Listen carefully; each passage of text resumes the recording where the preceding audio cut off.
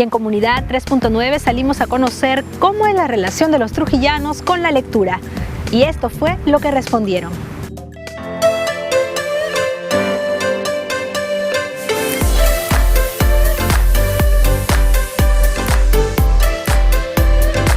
Les preguntamos a un grupo de personas acerca de la lectura en la vida de los trujillanos.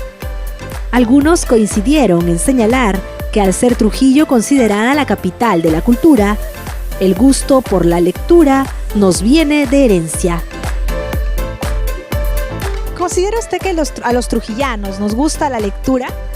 Sí, Trujillo per se es una ciudad cultural. Posiblemente la migración de otros pobladores de otras ciudades es que no lean mucho, pero Trujillo por definición siempre fue culta. Trujillo es caracterizado por su cultura. Sí, les gusta leer a los trujillanos que viven dentro del centro de Trujillo, sí, pero los alrededores, porque me culturiza, hay muchas cosas que de informarse. Hubo quienes reconocieron que hemos perdido el gusto por leer. Bueno, yo creo que en sí no les gusta mucho la lectura. Me imagino que será porque les da pereza o les cansa leer. Yo soy profesora y veo que al menos la mayoría de mis alumnos en lo posible solo leen lo necesario. Por lo menos lo que se les pide en el colegio en algo. Los gustos son variados. Libros de superación personal, de triunfo, de sueños, de metas. Por ejemplo, este de Milan Kundera, La insoportable levedad del ser. ¿Por qué? Porque es un estudio psicológico del ser humano.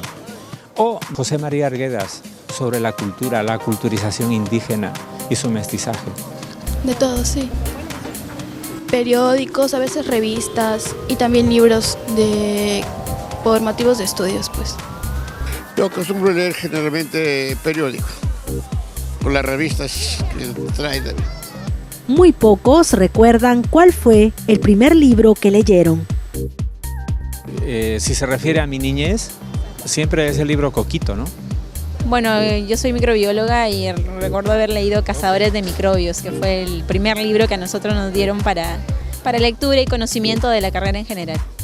Siempre me acuerdo el libro de biología de Claude Villet, cuando estuve estudiando biología en la universidad. El primer libro que leí fue de Paco Yunque, sí, en tiempo de primaria. Algunos están leyendo un libro en estos momentos.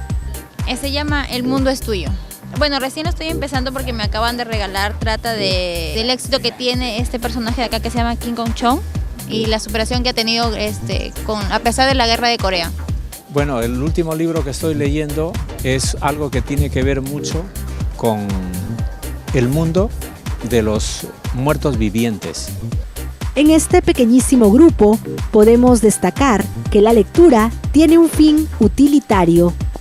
Acostumbro a leer tesis, libros de autores en minería. Lo que pasa es que como hago investigación también, el último libro que vengo leyendo es referido a probióticos en salud. Así se llama el libro, entonces es por la parte de investigación que yo realizo. Pero sí leo revistas por mi celular, sí, revistas económicas, lo que es sobre el mundo actual, eso sí. Para nuestra profesión y para nuestro disfrute, incorporemos la lectura en nuestro día a día. Es la mejor inversión para la vida. Y ahora en Comunidad 3.9 estamos con el escritor David Salvatierra, un joven escritor, y con él vamos a conversar sobre nuestro tema de hoy, la lectura, un hábito para la vida. Bienvenida, David. Gracias por la invitación, ¿verdad? ¿Confirmas tú de que para escribir bien, es necesario leer mucho? Sí, yo creo que es fundamental, es más, es una condición indispensable, es primordial. No puedes escribir, al menos de una forma formalmente correcta, si antes no has leído mucho, ¿no? Es la contracara de la escritura, es la lectura. Creo que todo escritor comienza en realidad porque ha sido un lector voraz, ¿no? Un lector desde pequeño, desde niño, ha tenido la costumbre siempre de leer y en algún momento ha querido dar el salto al otro lado, ¿no? Vamos a ver cómo va al otro lado.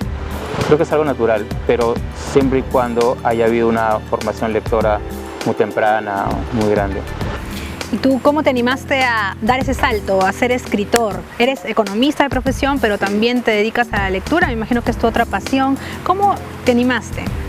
Bueno, en realidad yo siendo hijo de padres lectores, lo más natural fue que yo fuera un niño lector, ¿no? En mi casa siempre hubieron libros, pero no en el sentido de que mi padre nos imponía la lectura, sino que él más bien nos ofrecía los libros, ¿no? Las enciclopedias ilustradas, los libros de caricaturas, de cómics, por ejemplo Charlie Brown, como si fuera un regalo, un juguete, ¿no? Toma, hijo, para que juegues, ¿no? Toma álbumes, figuritas, llénalos. Entonces eso me creó a mí y a mis hermanos una costumbre, una familiaridad con los libros. En la secundaria yo pasé estos libros infantiles a lectura, digamos, un poco más serias. Por ejemplo, Julio Ramón Ribeiro, Ernest Hemingway. Y cuando llegué a la universidad, despertó en mí una voracidad que no había conocido con los libros, con la literatura, especialmente ya, digamos, seria, ¿no? entre comillas. Y en algún momento me encontré escribiendo, ¿no? Fue un impulso que ya fue más allá de mí mismo, porque sentí la necesidad imperiosa, ¿no? Urgente, de que yo tenía que también escribir algo, yo podía hacerlo. Entonces comencé a esbozar pequeños cuentos, borradores de historias, fragmentos. A veces el simple hecho, el acto físico de escribir me llamaba, ¿no? No me importaba qué escribiera, cuál fuera el resultado, sino simplemente el hecho físico de sentarme a la máquina de escribir. Yo tenía una máquina de escribir, estamos hablando del 97, 96, por ahí. Yo tenía una máquina de escribir y me sentaba a la máquina de escribir porque me gustaba esa imagen de mí mismo viéndome escribir. Luego ya con el tiempo me di cuenta que los primeros esbozos que yo escribía en realidad no eran cosas publicables, pero la literatura también es un oficio que se aprende, así que con los años llegué a escribir de alguna manera que me dejó un poco más satisfecho. Dice una frase que el verbo leer como el verbo amar no puede ser en imperativo, entonces tiene que nacer las ganas de leer y por lo tanto de escribir. Claro, es como decía Jorge Luis Borges, que es uno de mis escritores de cabecera. Él dice que la lectura es una de las formas de la felicidad, entonces por lo tanto nadie puede obligar a nadie a ser feliz, ¿no? O sea, nadie puede imponerte la lectura de un libro ni de determinado autor, porque no es la forma en que se goza, porque él pregonaba mucho la lectura de placer, ¿no? La literatura es un acto placentero, no puede ser un acto, como dices, imperativo, ¿no? Una imposición.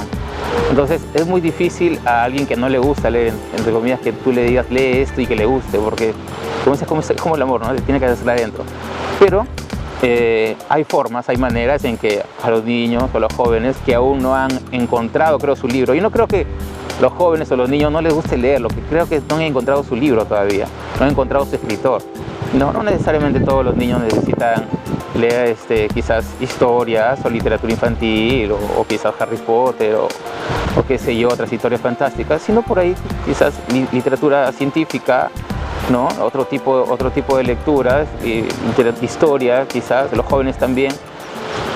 Entonces por ese lado pueden entrar poco a poco a la lectura, a los libros y al final que todos terminan derivando en la literatura, ¿no? Que es la forma primordial de la lectura. ¿Consideras que el acto de escribir ya en tu caso es algo terapéutico, te libera de muchos problemas, penas, o me contabas que te gustaba el acto físico de escribir? ¿Es verdad eso? Sí, es parte de verdad, pero es algo contradictorio porque yo siento la necesidad de escribir y cuando me pongo a escribir entro en conflicto porque a veces las cosas no salen como uno quiere, ¿no? Yo quiero escribir, sentarme a escribir, ponerme a trabajar en la computadora. Y el hecho de sentarme ya para mí es una satisfacción de que puedo hacerlo, especialmente en estos tiempos, ¿no? De tanta velocidad, de distracción, de que uno no puede a veces tener 1 hora, 2 horas libres para sentarse solamente consigo mismo a ver qué sale de adentro. Pero en el momento de escribir, a la vez que me siento satisfecho, también me siento incómodo conmigo mismo, me siento molesto porque las cosas no salen o me salen mal, o un día escribo algo que me parece bien y el otro día no me parece tan bien. Entonces es un conflicto perpetuo que yo creo que está bien que sea así. Está bien que sea así porque me parece que es una forma de crecer, de avanzar, de no estar siempre cómodo con uno mismo y uno mismo se obliga siempre a escribir mejor, a sacar las cosas cada día mejor. Dijo Vargas Llosa que ser escritor es vivir dedicado plenamente a vivir. insatisfecho, claro. Sí. Claro, Vargas Llosa decía que un escritor siempre tiene que estar permanentemente insatisfecho. Creo que es verdad, porque el día que un escritor se sienta totalmente feliz o satisfecho con su obra y diga, he logrado lo mejor, entonces ese día se debe retirar, ¿no? Ya no tiene nada más que hacer. Y es un acto que tiene varias caras, porque al escribir se aísla también de la realidad y sin embargo al publicar también contrasta con la realidad y a veces es dura, las críticas pueden ser duras. Y también, ¿qué hace que un libro tenga la calidad como para merecer ser publicado? Es un tema un poco ya más profundo, pero me imagino que te lo has planteado, lo has vivido sobre todo. Sí, claro, claro. Sobre todo, yo creo que a veces uno se forja ciertas expectativas, sobre todo cuando es joven, ¿no? Cuando eres joven, tienes 18, 19 años, comienzas a escribir, como en mi caso. Y el tiempo a veces te va dando la contra, ¿no? En algunos casos las expectativas se cumplen, en otros no. Como tú dices, a ver, ¿qué necesita un texto para ser publicado? Porque a unos los publican y porque otros no. ¿No? Cómo tus textos llegan a ser aceptados. No por la crítica, porque la crítica, en realidad un escritor no debe escribir por la crítica, sino para los lectores, ¿no? Yo me sentiría totalmente satisfecho con lo que he escrito si algún día veo, por ejemplo, a un joven leyendo mi libro en un parque o lo veo leyendo en un micro, ¿no? Concentrado y sumergido. Me sentiría 100 veces más satisfecho que un crítico me dijera que el libro es bueno, porque me parece que ese es el destino que tiene las historias que yo escribo.